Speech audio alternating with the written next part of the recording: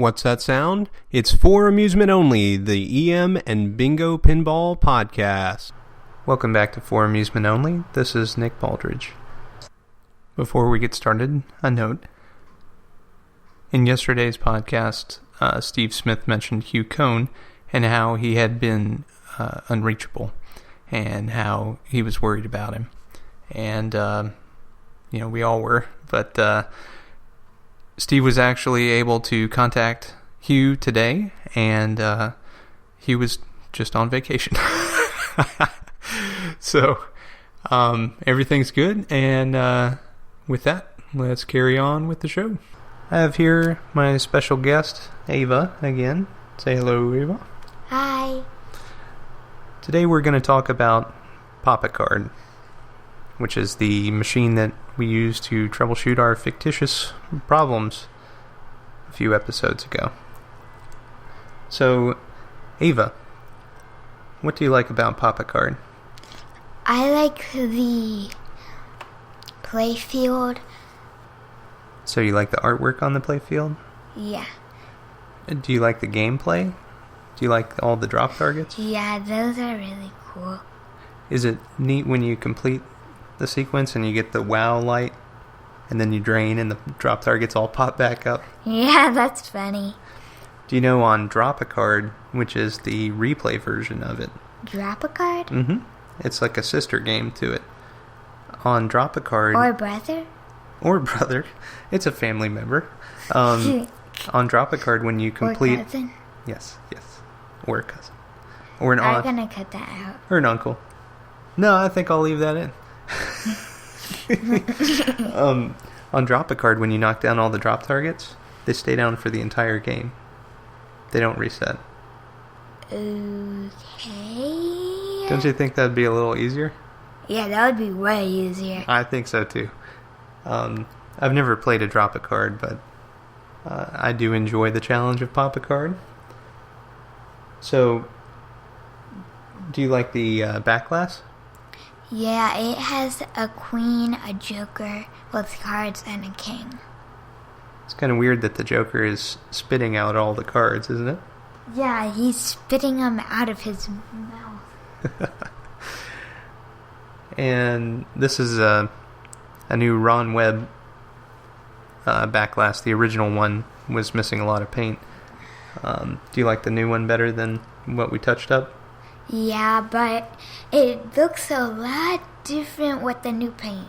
It sure does. Even though Mama's a good artist, she still didn't get it exactly right. Well, it's difficult to paint on glass. I know, because it's like... with a brush. I know, because it's like... it like smears and stuff. Well, the problem is when you have a light shining through what you painted, yeah, you can see all the brush strokes. Yeah, and it's hard. So that was our first attempt at a backglass touch-up, and before we had an airbrush. I can only see it when it's lit up. Well, you can't see it on that because that's the new glass. It doesn't have any of the touch-ups anymore. You put in a new glass? Mm-hmm. You knew that. I showed you. No, you didn't. Anyway. Let's get back to our pinball podcast. All right. So, what's your highest score? Do you remember? It was... hold on, I'm gonna... She's checking the scoreboard. Well, let me ask you a different question. Have you rolled the machine? Have you turned it over 100,000? No. Not yet, huh? I've gotten close to that, though. Yeah? Mm-hmm. You get like 60 or 70,000? It was like 50,000. It was close, really close to 60. Yeah, I thought it was up there. Yeah, it was That's pretty good. Yeah, that's pretty good. It's fun to try and get 10 extra balls, isn't it? Yeah, it's fun. It's very difficult. So, that was the first game that I ever got. What did you think when I brought it home? I was like, what was this thing? What do you do with it?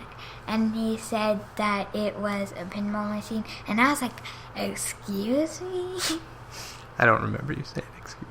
Yes, I did. Hey, you watch your language. So,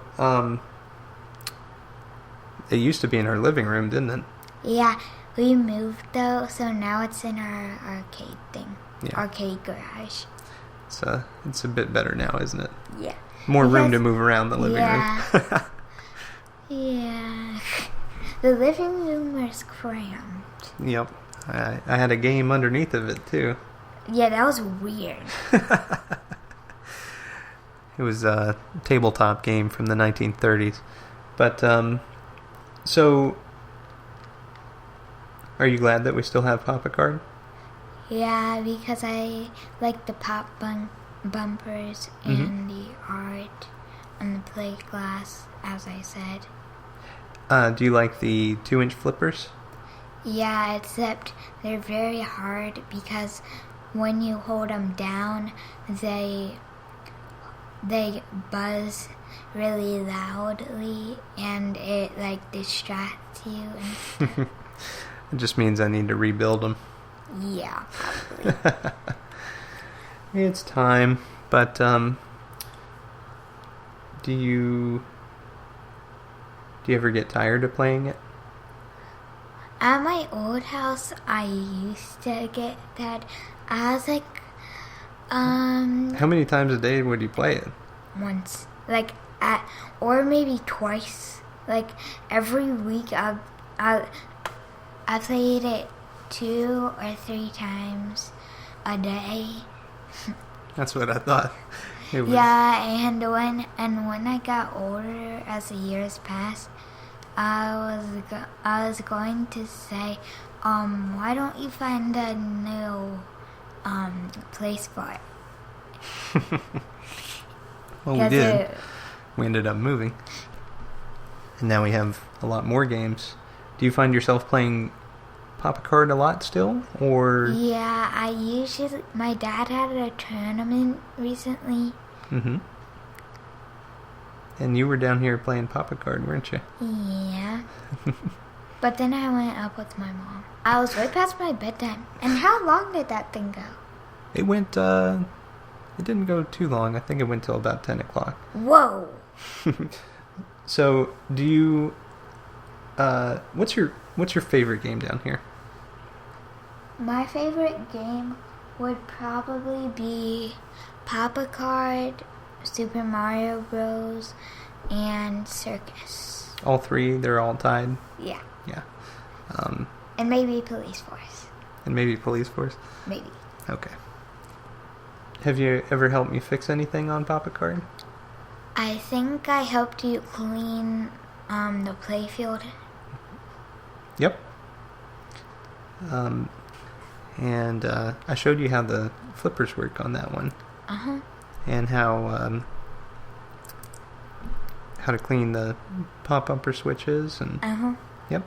Drop targets. Mm-hmm. Yep. So And targets. stand up targets. Yep. So you've seen quite a bit in that one, huh? What's your favorite one to look inside? I like they're very complicated. Mm-hmm. And they have a bunch of wires. They sure do. Yeah. They're like filled with the bottom to the top. Packed with wires, huh? Yeah. There's actually probably 1,000 wires in the pinball. Never counted, but there's quite a few. Yeah. And that's just in the lower part. In the cabinet. Yeah. So what's your favorite game to look inside? Not necessarily work on, just look inside. I would say maybe Police Force. You've seen the inside of that a lot, haven't you? Yeah, because when he got it, it was all worn down and not fixed. It was dead. So he got some tools and fixed it up. And now it's brand new. Well, thank you. It's not that great, but... and he painted it. I didn't, actually. Yes, you did. You painted it black. I did. You're right. I had to spray paint it. Yeah. Yes, so I could re-decal it. But, so do you ever get all the targets down at once on Papa Card? One time it was I was really young, and I was sitting on a stool, and like I pushed the flipper really hard, and it went like bing, bing, bing, zoom, zoom, zoom, bing, bing, and it went off, and it hit all the targets, and I was like, wow. It's pretty neat when that happens because all the wow lights turn on, and so the playfield turns from kind of white to red. Yeah, and it's like, it's like a red explosion. And so most of the switches that you hit give you an extra ball when that happens. So the trick is not to drain down the middle. So do you like the Gottlieb style pop bumpers like Papa Card and Circus have? Yeah, I like... Or do you like the ones like Twinkie has? They would probably be tied. I like both of the brands. They're very unique and fun. I agree. That's why I have them. Do you like the red start switch on Papa Card? Yeah. It's pretty cool and unique, isn't it? It's a lot different than some of these modern games where it's just a button, like a flipper button, isn't it?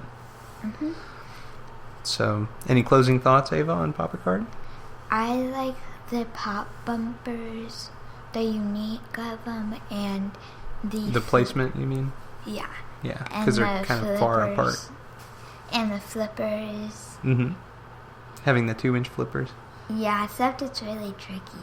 It is tricky. And there's no in lane.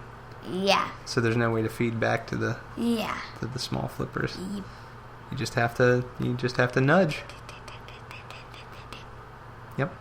That was a small flipper sound from Ava. Hey! All right, Ava, say goodnight. Good night. Thank you for joining us. My name again is Nick Baldridge. You can reach me at foramusementonlypodcast@gmail.com or find me online at foramusementonly.libsyn.com. You can find us on iTunes, Stitcher, Pocket Casts, via RSS, or Facebook. Thanks again.